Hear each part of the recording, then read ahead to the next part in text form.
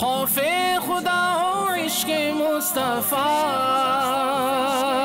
علم و عمل اصلاح معاشرہ۔ خوف خدا ہو عشق مصطفیٰ، علم و عمل اصلاح معاشرہ۔ فقہ شریعت و طریقت کا ہے مجموعہ مدنی مذاکرہ،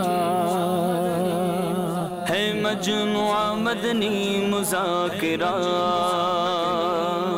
مدنی مذاکرہ، مدنی مذاکرہ۔ الحمدللہ رب العالمین، والصلاة والسلام علی سید المرسلین، اما بعد فاعوذ باللہ من الشیطان الرجیم، بسم اللہ الرحمن الرحیم۔ الصلاة والسلام علیک یا رسول اللہ وعلی آلک واصحابک یا حبیب اللہ۔ الصلاة والسلام علیک یا نبی اللہ وعلی آلک واصحابک یا نور اللہ۔ نویت سنت الاعتکاف۔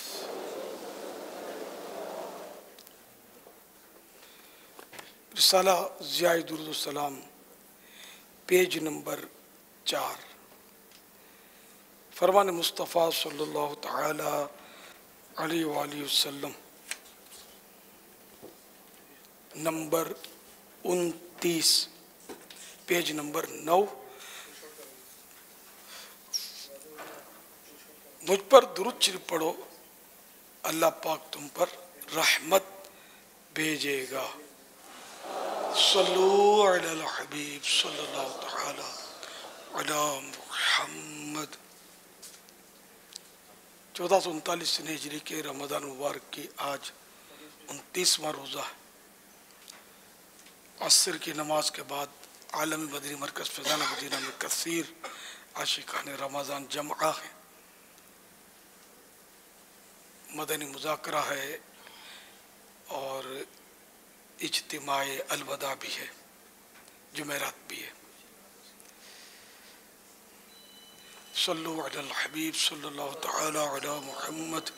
اللہم اجرنی من النار، اللہم اجرنی من النار، اللہم اجرنی من النار، اللہم انکا عفو کریم تحب العفو فاعف عنی، اللہم انکا عفو کریم تحب العفو فاعف عنی، اللہم انکا عفو کریم تحب العفو فاعف عنی، یا واسع المغفرت اغفر لی، یا واسع المغفرت اغفر لی، یا واسع المغفرت اغفر لی۔ صلو علی الحبیب صلی اللہ تعالی علی محمد۔ آپ سوالات کیجئے، ہر سوال کا جواب وہ بھی بالصواب یعنی درست دے پاؤں یہ ضروری نہیں، بن پڑا تو عرض کرنے کی کوشش کی جائے گی، بھول کرتا پائیں فوراً میری اصلاح فرمائیں، مجھے آئیں بائیں شائیں کرتا، اپنے موقع پر بلا وجہ اڑتا نہیں، شکریہ کے ساتھ رجوع کرتا پائیں گے انشاءاللہ عز و جل۔ صلو علی الحبیب صلی اللہ تعالی علی محمد۔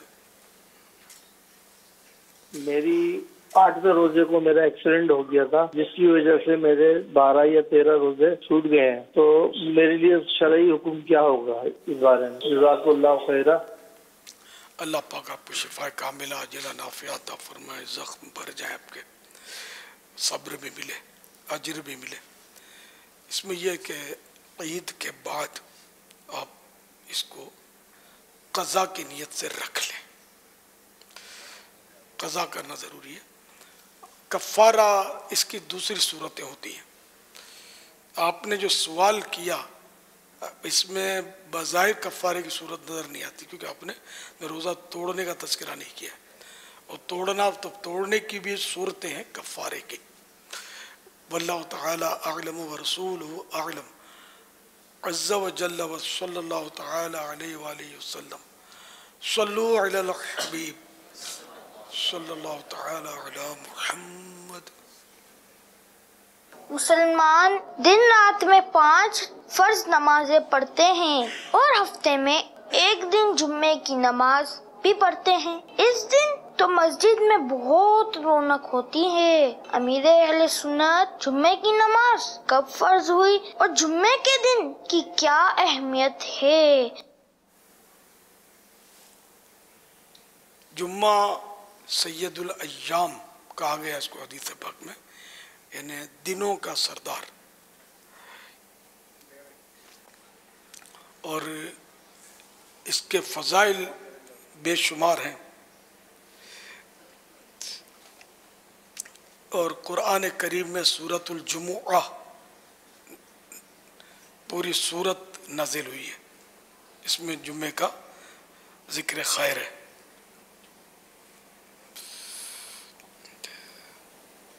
پیارے آقا صلی اللہ تعالی علیہ وآلہ وسلم نے کب جمعہ ادا فرمایا؟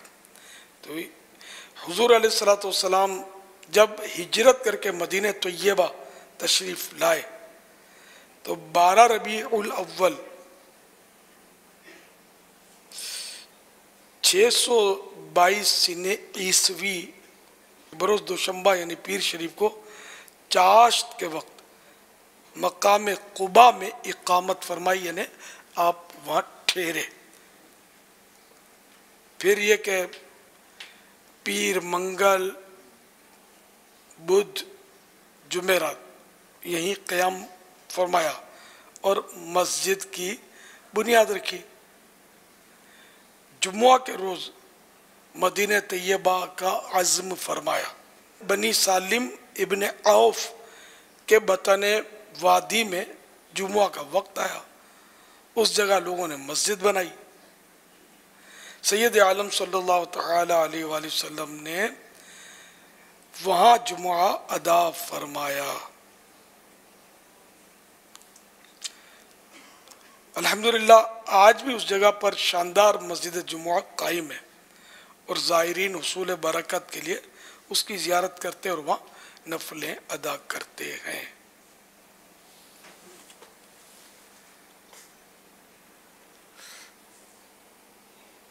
واللہ تعالی اعلم ورسولہ اعلم عز وجل وصلی اللہ تعالی علیہ وآلہ وسلم. صلو علی الحبیب صلی اللہ تعالی علی محمد.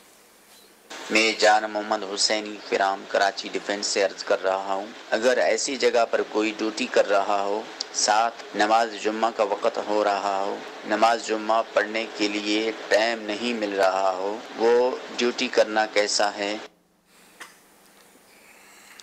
اگر اور کوئی رکاوٹ نہیں ہے، صرف ڈیوٹی رکاوٹ ہے، تو جمعہ تو فرض ہے، وہ تو بہرحال، اور بغیر جماعت کے بھی یہ نہیں پڑھا جا سکتا. اس کے شرائط ہیں جن میں ایک شرط یہ بھی ہے کہ جمعہ جماعت سے ہی ہو سکتا ہے. اور ڈیوٹی ویسی نہیں ہے کہ جس میں کوئی جان کے خطرے ہوں، ایسا نارمل جو ڈیوٹیاں ہوتی ہیں. تو بہرحال یہ کہ جمعہ فرض ہے، تو ایسی نوکری جائز نہیں جس میں جمعہ تو جمعہ 5 وقت کی نماز کی کوئی جماعت فوت ہوتی ہو، یعنی وہ نوکری سبب ہو اور کوئی اسباب نہ ہو. بعضوں کا اسباب ہوتا ہے، پورے شہر میں مسجد ہی نہیں ہوتی تو کوئی مسئلہ نہیں ہوتا جماعت واجب ہونے کا. لیکن بعضوں کا یہ ہوتا ہے کہ مسجد یہ رہی، کوئی عذر بھی نہیں ہے، اور اب نوکری یا کاروباری مصروفیت کی وجہ سے لوگ جمعہ نہیں پڑھتے، تو پھر یہ کہ یہ گناہ گار ہوں گے، نوکری والے بھی گناہ گار ہوں گے، اور یہ دکاندار بھی گناہ گار ہوں گے اگر نہیں پڑھتے کاروبار کی وجہ سے، نوکری کی وجہ سے.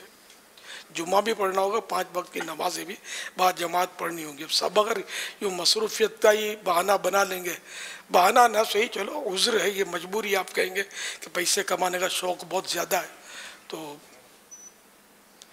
مسجدیں تو خالی ہو جائیں گے کہ صاحب یہ بازاروں میں مسجد میں کوئی نماز نہ پڑھے، مصروفیت کا وقت، عصر میں تو بہت مصروفیت ہوتی ہے، لیکن نماز تو فرض ہے نا۔ اللہ تعالیٰ کی عائد کردہ ڈیوٹی پہلے، دنیا کے سیٹھوں کی ڈیوٹی بعد میں۔ ٹھیک ہے نوکری چھوٹے گی نا، تو سیٹھ جس کے بعد آپ نوکری کرتے ہیں وہی تو روزی دینے والا نہیں ہے نا، حقیقت میں روزی دینے والا اللہ پاک ہے، وہ روزی دے گا۔ اللہ پر پکا یقین رکھنا ہے کہ وہی خیر الرازقین ہے، وہی روزی دینے والا ہے، انشاءاللہ اس سے اچھی نوکری مل جائے گی۔ صلو علی الحبیب صلی اللہ تعالی علی محمد۔ مدینہ منورہ سے میں محمد شرجیل نقشبندی عطاری، آپ کی بارگاہ میں سوال عرض ہے۔ میں مدینہ منورہ کا مقیم ہوں، میرا فطرہ مدینہ منورہ میں عطا کرتا ہوں، کیا میں اپنے والدین کا فطرہ مدینہ منورہ میں عطا کر سکتا ہوں؟ اور اسی طرح کیا اپنے بہن بھائیوں کا فطرہ اگر میں مدینے میں ادا کروں اور وہ پاکستان کے رہنے والے ہیں، وہ پاکستان میں مقیم ہیں، تو کیا ان کا فطرہ یہاں پہ ادا کرنا افضل ہوگا؟ دینا چاہیں تو دے سکتے ہیں، اور ویسے تو یہاں پاکستان کا صدقہ فطر ان کا لازم ہوگا، کیونکہ یہ جو ہے وہ اپنے طور پر ان پر لازم ہوتا ہے، لیکن چونکہ جو حرم شریف کا صدقہ فطر کی جو رقم بنتی ہے وہ پاکستان کے مقابلے میں زیادہ بنتی ہے، تو اب اگر وہاں کی رقم کے حساب سے ادا کریں گے تو یہ ظاہر پاکستان کی رقم کے حساب سے زیادہ ہی ادا ہوگا، تو وہاں کی رقم کے حساب سے بھی ادا کر سکتے ہیں، تو ادا ہو جائے گا۔ اب اگر ہمیشہ سے ادا کرتے ہوئے آ رہے ہیں، ان کے والدین کو، ان کے بھائی بہنوں کو معلوم ہے کہ وہاں پر یہ ہمارا ادا کر دیتے ہیں، تو ویسے ہی ادا ہو جائے گا ان کی اجازت کے بغیر ہی، کیونکہ دلالتاً اجازت موجود ہے یہاں پر، انڈرسٹوڈ ہے یہ، اور نہیں ان کو معلوم نہیں ہے کہ یہ ادا کر دیتے ہیں، تو اب اجازت لینا ہوگی کہ میں آپ کی طرف سے ادا کر دوں گا، آپ اجازت دے دیں یا بتا دیں ان کو، بولے ٹھیک ہے آپ ادا کر دیجیے گا، تو اس طریقے سے پھر یہ ادا کر سکتے ہیں۔ فطرے کی رقم سن لیجئے، پاکستان، پورے پاکستان کے لیے، یعنی ہمارے دارالفتہ اہل سنت نے یہ جاری کیا ہے کہ یعنی کہ میکسیمم بیان کرتے ہیں تاکہ اس میں جہاں بھاؤ کا فرق ہو تو وہ بھی اس میں آ جائے، یعنی زیادہ سے زیادہ۔ تو گیہوں ایک فطرے کا 100 روپیہ بنتا ہے گیہوں کے حساب سے، جو شریف کے حساب سے 240 بنتے ہیں، کھجور اور کشمش کے حساب سے 1600 بنتے ہیں، تو سارے جتنا شہد ڈالیں گے اتنا میٹھا ہوگا۔ ہم دنیاوی چیزیں بھی تھوڑا یوں بولتے ہیں کہ یار مہنگا روے ایک بار، سستا روے بار بار، یہ دنیا کی خالی مثال دی ہے، یہاں چسپانی ہوگی، لیکن ہم دنیاوی چیز سمجھتے ہیں کہ یار اچھی لی جائے، تھوڑا پائیدار ہوگی، بھلے 2 پیسے زیادہ ہوں۔ تو راہ خدا میں بھی زیادہ دیں گے تو پائیداری ناپائیداری کا مسئلہ نہیں ہے، یہاں ثواب زیادہ ملے گا۔ اور مدینہ شریف سے جنہوں نے پوچھا، وہ اگر اجوا کھجور کے حساب سے دیں گے تو اور ثواب زیادہ ملے گا، کہ وہ تو ظاہر ہے کہ اجوا کھجور شریف تو انمول ہے، مدینہ شریف کی کھجور ہے جو مدینہ شریف میں ہی اس کی پیداوار ہوتی ہے، اور یہ سب سے افضل کھجور ہے، بہترین کھجور ہے۔ واللہ تعالی اعلم ورسولہ اعلم، عز وجل وصلی اللہ تعالی علیہ وآلہ وسلم، صلو علی الحبیب صلی اللہ تعالی علیہ وسلم۔ میں ہند کے شہر کاشی پور سے بول رہی ہوں، میرا نام نادیہ عطاری ہے۔ آئی لو یو پاپا جان۔ میں بیارت عطاری دوحہ قطر سے عرض کر رہا ہوں، میری چھوٹی سی بہنا مجھے مارتی ہے، میں بھی اس کا بدلہ لیتا ہوں، کیا میں اچھا کرتا ہوں؟ ماشاءاللہ مدنی منوں نے میری حوصلہ افزائی بھی کر رہے ہیں، سوال بھی کیا۔ تو چھوٹی بہنیں مارتی ہیں تو آپ، وہ چھوٹی ہے نا، تو ان کو بھی نہیں مارنا چاہیے، بڑے بھائی کی ادب احترام بڑے بھائی کا کرنا چاہیے۔ اب مار دیتی ہیں نہ سمجھی میں، تو آپ نہیں مارا کریں، آپ پیار کریں گے تو یہ مارنا چھوڑ دیں گے، آپ ماریں گے تو یہ زیادہ ماریں گے، تو یوں پھر جھگڑا ہوتا رہے گا۔ اور معاملہ حقوق العباد کا تو بچوں میں بھی ہوتا ہے، جو ان کو سمجھانا بڑا دشوار ہے بچوں کو۔ تو اس لیے آپ نہ مارا کریں، صبر کریں گے تو ثواب ملے گا. چھوٹی بہنیں بھی نہ ماریں، کوئی کسی کو نہ مارے. صلو علی الحبیب صلی اللہ تعالی علی محمد. میں شیر میرپور ساکرو سے رحیم بخش اتاری عرض کر رہا ہوں. عرض یہ ہے اگر مکے پاک میں شوال کا چاند دیکھ لیں، جو عمرے والے جاتے ہیں تو وہیں شوال کا چاند دیکھ لیں تو کیا ان پہ حج فرض ہو جاتا ہے؟ تو یہ میرا سوال ہے، امیر صاحب سے عرض ہے اس کا جواب ارشاد فرمائے.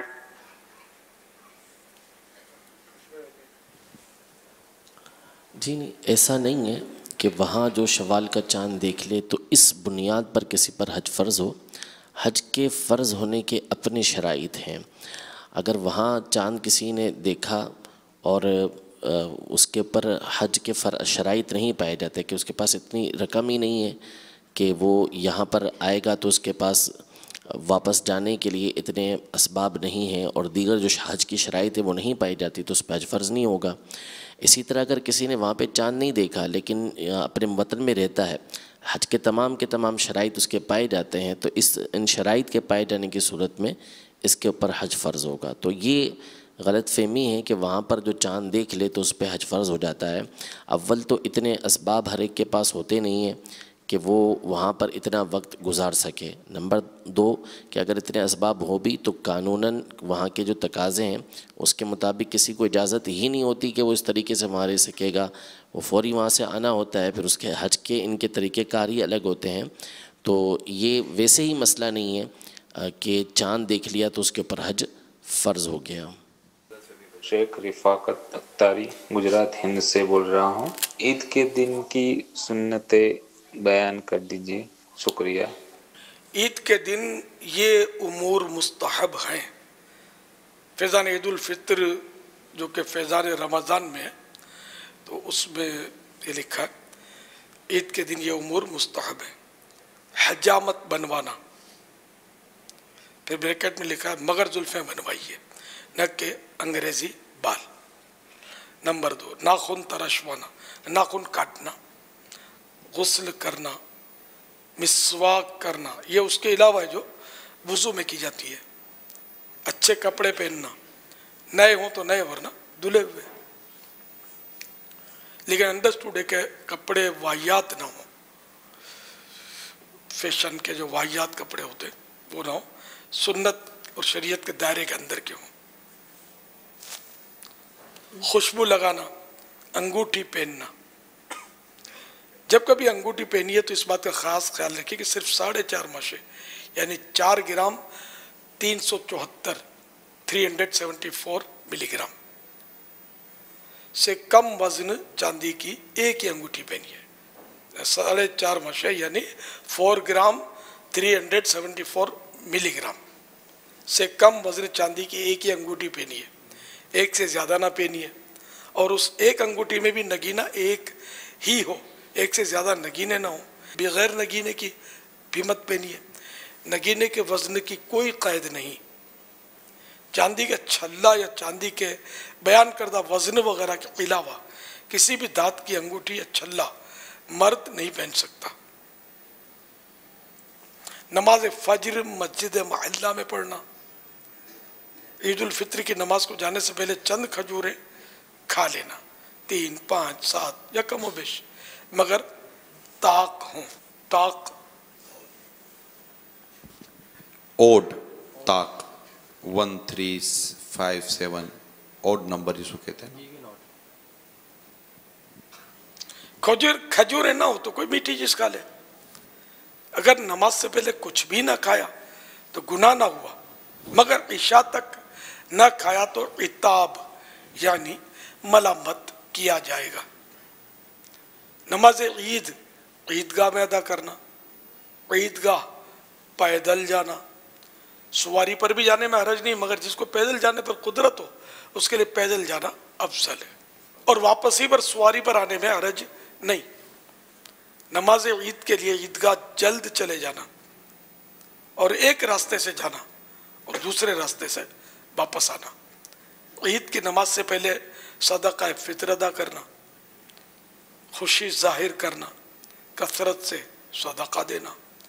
عیدگاہ کو اطمینان و وقار اور نیچی نگاہ کیے جانا، آپس میں مبارکباد دینا، بعد نماز عید مصافحہ یعنی ہاتھ ملانا، اور معانقہ یعنی گلے ملنا، جیسا کہ عموماً مسلمانوں میں رائج ہے۔ بہتر ہے کہ اس میں اظہار مسرت ہے، نہ خوشی کا اظہار ہے، مگر امرت یعنی خوبصورت لڑکے سے گلے ملنا محل فتنہ ہے،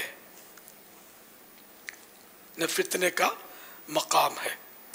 عید الفطر کی نماز کے لیے جاتے ہوئے راستے میں آہستہ سے تکبیر کہیے، اور نماز عید اضحیٰ یعنی بقر عید کے لیے جاتے ہوئے راستے میں بلند آواز سے تکبیر کہیے۔ تکبیر یہ ہے: اللہ اکبر اللہ اکبر، لا الہ الا اللہ واللہ اکبر، اللہ اکبر وللہ الحمد۔ عید اضحیٰ یعنی بقر عید تمام احکام میں عید الفطر یعنی میٹھی عید کی طرح ہے، صرف بعض باتوں میں فرق ہے۔ مثلا اس میں یعنی بقر عید میں مستحب یہ کہ نماز سے پہلے کچھ نہ کھائے، چاہے قربانی کرے یا نہ کرے، اور اگر کھا لیا تو کراہت بھی نہیں۔ واللہ تعالی اعلم ورسولہ اعلم عز وجل، وصلی اللہ تعالی علیہ وآلہ وسلم۔ صلو علی الحبیب صلی اللہ تعالی علی محمد۔ خوف خدا ہو عشق مصطفیٰ، علم و عمل اصلاح معاشرہ۔ خوف خدا ہو عشق مصطفیٰ، علم و عمل اصلاح معاشرہ۔ فقہ شریعت و طریقت کا ہے مجموعہ مدنی مذاکرہ، ہے مجموعہ مدنی مذاکرہ، مدنی مذاکرہ، مدنی مذاکرہ۔